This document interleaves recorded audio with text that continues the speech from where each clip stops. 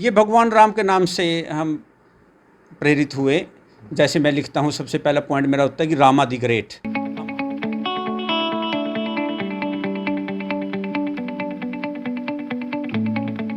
नमस्कार।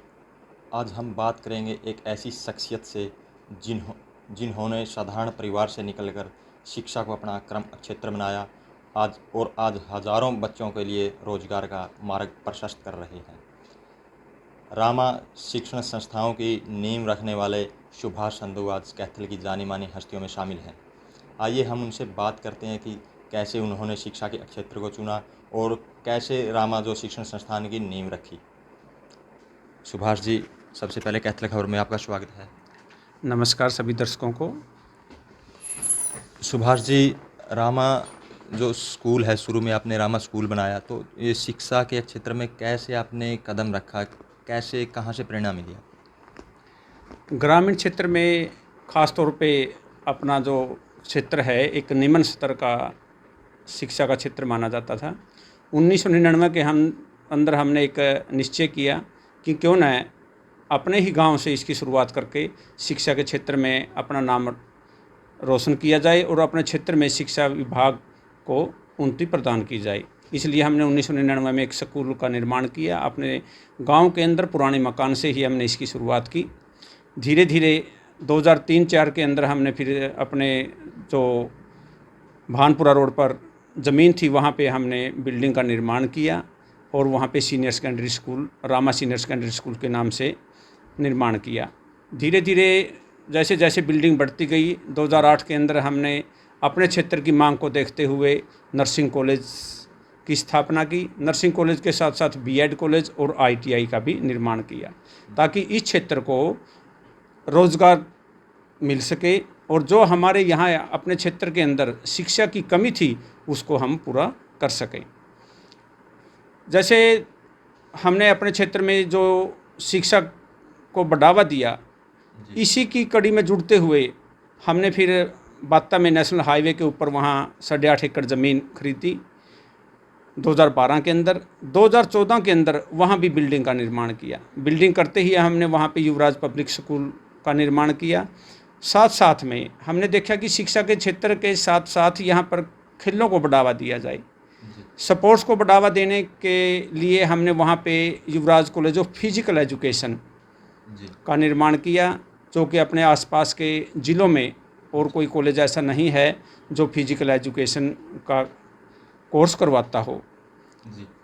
और उसका हमें समर्थन भी भरपूर मिल रहा है कि लड़के बीपीएड का कोर्स करके रोज़गार प्राप्त कर रहे हैं, खेलों की तरफ रुचि दिखा रहे हैं।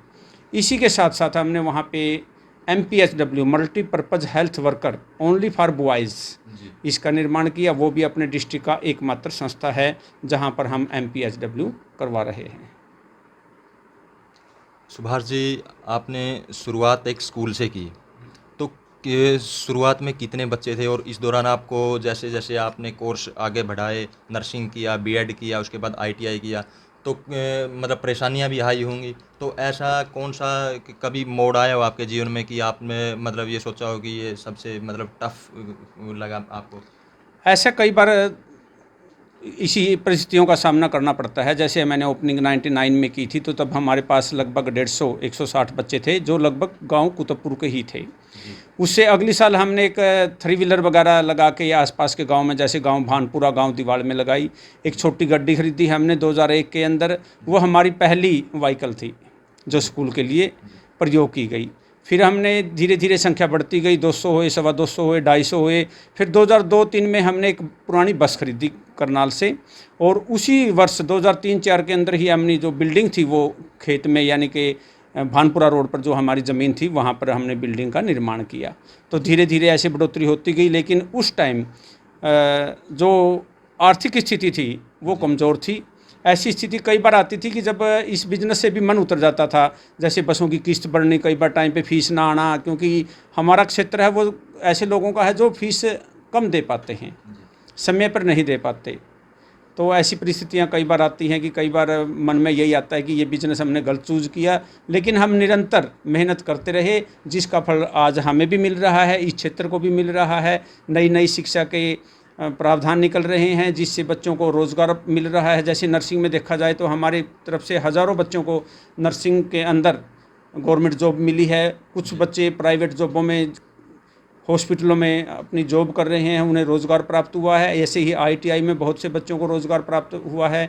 और अब BPED के अंदर या MPHW मेल के अंदर बहुत से बच्चे अपना रोज़गार प्राप्त कर रहे हैं। अब हमें बड़ी संतुष्टि मिलती है कि हमने इस क्षेत्र में अपना खुद का नाम रोशन किया है, अपने क्षेत्र का नाम रोशन किया है और बहुत से लोगों को रोज़गार इससे प्राप्त हुआ है।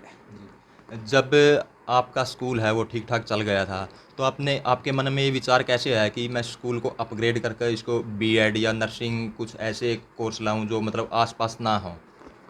वैसे तो देखा जाए कि स्कूल हमारे कैथल ज़िले के अंदर, प्रॉपर कैथल के अंदर भी बहुत से स्कूल थे और मैंने तो एक छोटे से स्कूल का निर्माण किया था। लेकिन मन के अंदर भावना यही थी कि कुछ नया करके दिखाएं। जैसे नर्सिंग जब मैं लेके आया था 2008 के अंदर, तो कैथल में नर्सिंग का पता ही नहीं था लोगों को कि नर्सिंग होती क्या चीज़ है। और जब मैं लेके आया बहुत से लोगों को तो तब भी विश्वास नहीं था कि गांव कुतुबपुर के अंदर कभी नर्सिंग आ सकती है। कि जब कैथल इतना बड़ा डिस्ट्रिक्ट है, प्रॉपर कैथल के अंदर कोई ऐसा स्कूल या कॉलेज नहीं है जो नर्सिंग करवाता हो। लेकिन हमने कोशिश की, मेहनत करते रहे और फल ऊपर वाले से हमें प्राप्त होता रहा। आपके परिवार में ऐसा मेंबर हो जिसने आपकी सपोर्ट की हो इस क्षेत्र में कि इस जितने भी 2003 के बाद, 2003 में मैडम सुमन जब से आई थी तो उसने मेरे बराबर का साथ दिया है। जैसे मेरे 2 कॉलेज हैं, 2 स्कूल हैं, एक को मैं हैंडल करता हूँ, एक के अंदर वो पूरा सहयोग करती है। हर बिजनेस के अंदर, हर चाहे वो कॉलेज का काम है, स्कूल का काम है, ITI का काम है या पर्सनल काम है, हर एक में वो बराबर का सहयोग करती है। जिससे कुछ ना कुछ बच्चों के अंदर भी एक प्रेरणा जाती है कि मेहनत करने से सब कुछ प्राप्त हो सकता है और वो हमें प्राप्त हुआ भी है। सुभाष जी, दोनों संस्थाएं आपकी, रामा ग्रुप और युवराज ग्रुप, तो ऐसे कौन से कोर्स हैं जो रोजगारपरक हैं जो आप बच्चों को दे रहे हो?